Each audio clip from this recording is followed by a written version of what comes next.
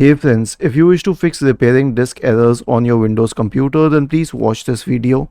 I will guide you through the resolutions.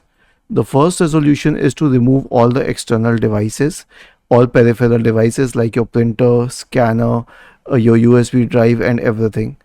The second solution is to rebuild the BCD. So we have a command for this, which is bootrec /rebuild BCD. Search for command prompt in the Windows search bar and click on Run as Administrator in the right pane to open the elevated command prompt window. Paste it here and hit enter. The last solution is a check disk scan. Again, search for command prompt in the Windows search bar and click on Run as Administrator. Open it.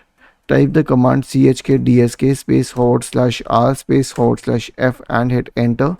Then press Y and hit enter once again. And if all of this fails, then the last solution is to change the hard drive or after calling a hardware technician.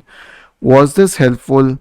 If yes, then please subscribe to the channel, and if not, then let us know in the comment section of this video on how we could help you further. Thank you for watching this video and have a nice day.